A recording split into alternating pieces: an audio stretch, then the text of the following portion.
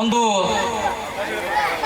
ಸಾಯಿ ಮಂದಿರವನ್ನು ಕಟ್ಟಿ ಈ ಅನುಭವ ಮಂಟಪದಂಥ ವೇದಿಕೆಯನ್ನು ನಿರ್ಮಾಣ ಮಾಡಿ ಪೂಜ್ಯರನ್ನು ಕರೆತರಲಿಕ್ಕೆ ಅನೇಕ ಗಣ್ಯರನ್ನು ಕರೆತಂದು ಈ ಕಾರ್ಯಕ್ರಮದ ಯಶಸ್ವಿಗೆ ಮತ್ತು ಕಲ್ಯಾಣ ಕಾರ್ಯಕ್ರಮಗಳು, ಮದುವೆಯ ಕಾರ್ಯಕ್ರಮಗಳನ್ನು ಹಮ್ಮಿಕೊಂಡು ಅನೇಕ ಸಾಂಸ್ಕೃತಿಕ ಕಾರ್ಯಕ್ರಮಗಳನ್ನು ಹಮ್ಮಿಕೊಳ್ಳಲಿಕ್ಕೆ ಕಾರಣೀಭೂತರಾದಂಥ ಈ ಕಾರ್ಯಕ್ರಮದ ರೂವಾರಿಗಳಾದಂಥ ನನ್ನ ಆತ್ಮೀಯ ಸ್ನೇಹಿತರಾದ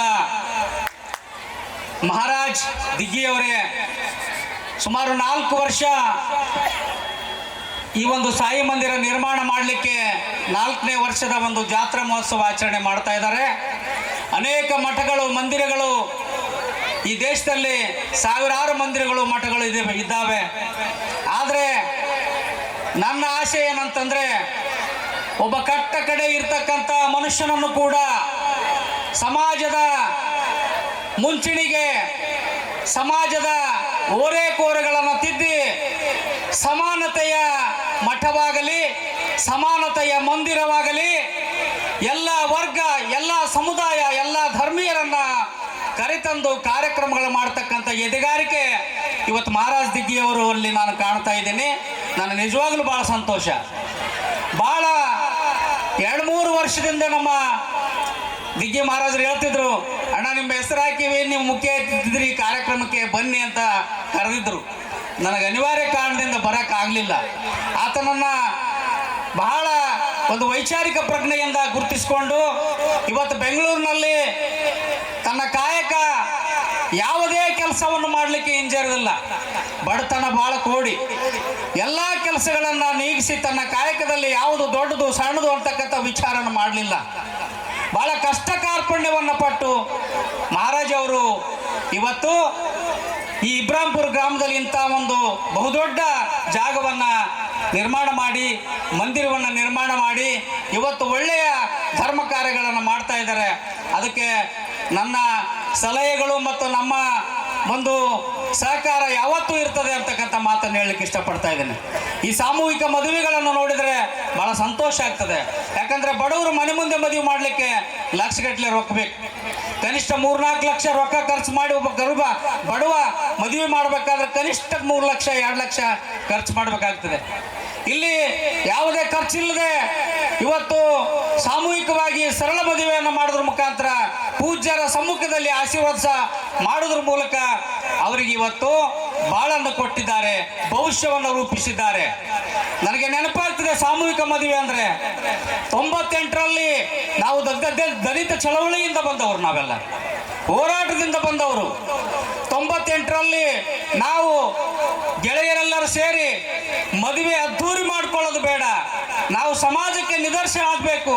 ಶೋಷಿತ ವರ್ಗ ಇವತ್ತು ಬಹಳ ಆರ್ಥಿಕವಾಗಿ ನೊಂದೋಗಿದೆ. ಆ ಕಾರಣಕ್ಕಾಗಿ ನಾವು ಸಾಮೂಹಿಕ ಮದುವೆಗಳನ್ನು ಆಗಬೇಕಂತಕ್ಕಂಥ ಆಲೋಚನೆಯನ್ನು ಮಾಡಿ 10 ಜನ ಗೆಳೆಯರ ಜೊತೆಗೆ ನಾನು ಸಾಮೂಹಿಕ ಮದುವೆ ಆಗಿದ್ದೀನಿ. ಸಾಮೂಹಿಕ ಮದುವೆ ನೋಡಿದರೆ ನನಗೆ ಬಹಳ ಸಂತೋಷ ಆಗಿದೆ. ಯಾಕಂತಂದ್ರೆ ಒಬ್ಬ ಸಮಾಜದಲ್ಲಿ ಕೆಲಸ ಮಾಡ್ತಕ್ಕಂಥ ಒಬ್ಬ ಮನುಷ್ಯ ತಾನು ಮಾಡಿ ತೋರಿಸಬೇಕು. ತಾನು ಸ್ವತಃ ಅದನ್ನ ಮಾಡಿ ಇನ್ನೊಬ್ಬರಿಗೆ ಮಾದರಿ ಆಗ್ತಕ್ಕಂಥದ್ದು ಇದೆಯಲ್ಲ, ಅದು ಒಬ್ಬ ಚಳವಳಿಗಾರನಿಗೆ, ಒಬ್ಬ ಹೋರಾಟಗಾರನಿಗೆ ಅದು ನೆಮ್ಮದಿ ಕೊಡ್ತದೆ ಜೀವಕ್ಕೆ ಅಂತಕ್ಕಂಥ ಮಾತನ್ನು ಕೂಡ ಈ ಸಂದರ್ಭದಲ್ಲಿ ನಾನು ನೆನಪು ಮಾಡ್ತೇನೆ. ಇವತ್ತು ಮಹಾರಾಜ್ ದಿಗ್ಗಿಯವರು ಇಂಥ ಅನೇಕ ಕಾರ್ಯಕ್ರಮಗಳನ್ನು ಮಾಡೋದ್ರ ಮುಖಾಂತರ ಅವರಿಗೆ ಇನ್ನಿಷ್ಟು ಏನು ಇವತ್ತು ಸೂಫಿ ಸಂತ ಶರಣರ ನಾಡು ಅಂತ ಹೇಳ್ತಾ ಇದ್ದೀವಿ, ಸಗರ ನಾಡು, ಶಹಾಪುರ, ಇವತ್ತು ಸಂಕ್ರಮಣದ ಸಂದರ್ಭದಲ್ಲಿ ಇಂಥ ಒಂದು ಕಾರ್ಯಕ್ರಮಗಳನ್ನು ಮಾಡೋದ್ರ ಮೂಲಕ ಇವತ್ತು ಸಮಾಜದಲ್ಲಿ ಒಳ್ಳೆಯ ಹೆಸರನ್ನು ಪಡೆದಿದ್ದಾರೆ. ಅದಕ್ಕೆ ಇವತ್ತು ಬಸವಣ್ಣ, ಬುದ್ಧ, ಬಸವ, ಅಂಬೇಡ್ಕರ್ ತತ್ವದಲ್ಲಿ ನಾವು ನಡೆದವರು, ಆ ತತ್ವ ಯಾವತ್ತು ಉಳಿಸ್ಕೊಂಡು ಹೋಗ್ಬೇಕಂತಕ್ಕಂಥ ಆಶೆ ಪಟ್ಟವರು.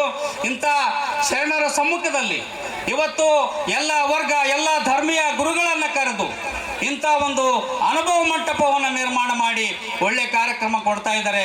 ಇದು ಯಾವತ್ತು ಬೆಳೀಲಂತಕ್ಕಂಥ ಮಾತನ್ನು ಹೇಳ್ತಾ, ಅದಕ್ಕೆ ನೀನು ಏನಾದರೂ ಆಗು, ಮೊದಲು ಮಾನವನಾಗು. ಯಾವ ಜಾತಿ, ಯಾವ ಧರ್ಮದಲ್ಲಿ ನಾವು ಅರ್ಜಿ ಹಾಕಿ ಹುಟ್ಟೋದಿಲ್ಲ. ನಾನು ಅಸ್ಪೃಶ್ಯ ಜನಾಂಗದಲ್ಲಿ ಹುಟ್ಟಬೇಕಂತ ನಾನೇನು ಅರ್ಜಿ ಹಾಕಲಿಲ್ಲ. ಇವತ್ತು ಮಹಾರಾಜ ಯಾವುದೋ ಜಾತಿಯಲ್ಲಿ ಅವರು ಹುಟ್ಟಿದ್ದಾರೆ, ಅವರು ಆ ಜಾತಿಯಲ್ಲಿ ಹುಟ್ಟಬೇಕಂತ ಇಲ್ಲ. ಮಾನ್ಯ ಗುರು ಪಾಟೀಲ್ ಜಿ ಅವರು ವೀರಶೈವ ಧರ್ಮದಲ್ಲಿ ಹುಟ್ಟಬೇಕಂತ ಅರ್ಜಿ ಹಾಕಿದ್ರ? ಇಲ್ಲ. ಹುಟ್ಟು ಆಕಸ್ಮಿಕ, ಸಾವು ಖಚಿತ. ಹುಟ್ಟು ಸಾವಿನ ಮಧ್ಯೆ ನಾವೇನು ಸಮಾಜಕ್ಕಾಗಿ ಬಳವಳಿಯಾಗಿ ಬಿಟ್ಟು ಹೋಗ್ತೀವಿ ಅದು ಸಮಾಜದಲ್ಲಿ ಉಳಿತಿದೆ ಅಂತಕ್ಕಂಥ ಮಾತನ್ನು ಹೇಳ್ತಾ ಕೊನೆಯಲ್ಲಿ ಮಾನವರಾಗೋಣ ಅಂತಕ್ಕಂಥ ಒಂದು ಹಾಡನ್ನ ಹಾಡಲಿಕ್ಕೆ ಗುರುಗಳು ನನಗೆ ಆಜ್ಞೆಯನ್ನು ಮಾಡಿದ್ದಾರೆ. ಆ ಕಾರಣಕ್ಕಾಗಿ ಆ ಒಂದು ಹಾಡು ಹೇಳಿ ನನ್ನ ಮಾತಿಗೆ ವಿರಾಮವನ್ನು ಕೊಡ್ತೀನಿ. ಕ್ಷತ್ರಿಯ, ವೈಶ್ಯ, ಶೂದ್ರ ಅಂತಕ್ಕಂಥ ವರ್ಗಗಳನ್ನು ಮಾಡಿ, ಭಿನ್ನ ಭೇದಗಳನ್ನು ಮಾಡಿ, ಗೋಡೆಗಳನ್ನು ಕಟ್ಟಿ ಸಮಾಜದಲ್ಲಿ ಒಬ್ಬರಿಗೊಬ್ಬರು ಸೇರಲಾರ್ದಂಥ ವ್ಯವಸ್ಥೆ ಇವತ್ತು ದೇಶದಲ್ಲಿ ನಿರ್ಮಾಣ ಆಗಿದೆ. ಆ ಕಾರಣಕ್ಕಾಗಿ ನಾವೆಲ್ಲರೂ ಅಣ್ಣ ತಮ್ಮರಂತೆ ಬಾಳಬೇಕು. ನಾವು ಯಾವುದೇ ಧರ್ಮ ಇರಲಿ, ಯಾವುದೇ ಜಾತಿ ಇರಲಿ, ಅದನ್ನು ನೋಡೋದು ಬೇಡ. ನಮ್ಮ ಮನುಷ್ಯ ಧರ್ಮ, ಮಾನವೀಯ ಧರ್ಮ ಅಂತಕ್ಕಂಥದ್ದನ್ನು ನಾವು ತಿಳ್ಕೊಂಡು ಬಾಳಬೇಕಾಗಿದೆ. ಆ ಕಾರಣಕ್ಕಾಗಿ ಇವತ್ತು ಬುದ್ಧ ಕೂಡ ಅದೇ ಹೇಳ್ತಾನೆ, ಬಸವಣ್ಣ, ಅಂಬೇಡ್ಕರ್, ಲೋಹಿಯಾ ಅವರೆಲ್ಲರೂ ಕೂಡ ಅದೇ ಹೇಳ್ತಾರ. ಇವತ್ತು ಸಾಯಿನಾಥ ಸಂತನಾಗಿ, ಒಬ್ಬ ಶರಣನಾಗಿ ಬೆಳೆದ, ಆತನ ಆಚಾರ ವಿಚಾರಗಳನ್ನು ಅಳವಡಿಸಿಕೊಂಡು ಇವತ್ತು ಈ ಮುಂಚೂಣಿಯಾಗಿ ಇವತ್ತು ಮಹಾರಾಜ್ ದಿಗ್ಗಿಯವರು ನಡೀತಾ ಇದ್ದಾರೆ. ಆ ಕಾರಣಕ್ಕಾಗಿ ಮಾನವೀಯತೆ ನಮ್ಮ ದೊಡ್ಡ ಧರ್ಮ ಅಂತಕ್ಕಂಥದ್ದನ್ನ ನಾನು ಹೇಳ್ತಾ,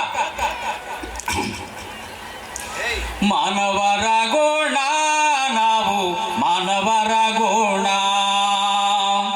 ಮಾನವರಾಗೋಣ, ನಾವು ಮಾನವರಾಗೋಣ. ಬ್ರಾಹ್ಮಣ, ಕ್ಷತ್ರಿಯ, ವೈಶ್ಯ, ಶೂದ್ರ, ಹಿಂದೂ, ಮುಸಲ್ಮಾನು, ಪಾರಸಿ, ಕ್ರೈಸ್ತ. ಬ್ರಾಹ್ಮಣ, ಕ್ಷತ್ರಿಯ, ವೈಶ್ಯ, ಶೂದ್ರ, ಹಿಂದೂ, ಮುಸಲ್ಮಾನು, ಪಾರಸಿ, ಕ್ರೈಸ್ತ. ಎಲ್ಲವೂ ಆಗಿ ಒಡಕಿಗೆ ಸಾಗಿ, ಎಲ್ಲವೂ ಆಗಿ ಒಡಕಿಗೆ ಸಾಗಿ, ಬದುಕಿ ಸತ್ತು ಇರುವುದು ಸಾಕು. ಮಾನವರಾಗೋಣ, ನಾವು ಮಾನವರಾಗೋಣ, ಮಾನವರಾಗೋಣ, ನಾವು ಮಾನವರಾಗೋಣ. ಅಡ್ಡಗೋಡೆಯನ್ನು ನುಡಿಯುತ್ತ ನಡೆದು, ಅಡ್ಡಗೋಡೆಯನ್ನು ನುಡಿಯುತ್ತ ನಡೆದು, ಶೋಷಣೆ ಬೇರನ್ನು ಕಿತ್ತು ಎಸೆದು, ಸೋದರರೆಲ್ಲರೂ ಒಟ್ಟಾಗಿ ಸೇರುತ್ತಾ, ಸೋದರರೆಲ್ಲರೂ ಒಟ್ಟಾಗಿ ಸೇರುತ್ತಾ, ಸವಿಯನ್ನೆಲ್ಲ ಸವಿಯೋಣ ಬನ್ನಿ. ಮಾನವರಾಗೋಣ, ನಾವು ಮಾನವರಾಗೋಣ, ಮಾನವರಾಗೋಣ, ನಾವು ಮಾನವರಾಗೋಣ. ಎಲ್ಲರಿಗಿರಲಿ ನಿಲ್ಲಲು ನೆರಳು, ಎಲ್ಲರಿಗಿರಲಿ ನಿಲ್ಲಲು ನೆರಳು, ಎಲ್ಲ ಮಕ್ಕಳಿಗೆ ಕುಡಿಯಲು ಹಾಲು. ಎಲ್ಲರಿಗಿರಲಿ ನಿಲ್ಲಲು ನೆರಳು, ಎಲ್ಲ ಮಕ್ಕಳಿಗೆ ಕುಡಿಯಲು ಹಾಲು. ಹಾಸಲು ಒದೆಯಲು ಇರಲಿ ಬಟ್ಟೆ, ಹಾಸಲು ಒದೆಯಲು ಇರಲಿ ಬಟ್ಟೆ, ನೆಮ್ಮದಿ ಉಕ್ಕಾಲಿ ಎಲ್ಲರಿಗಿಂದು.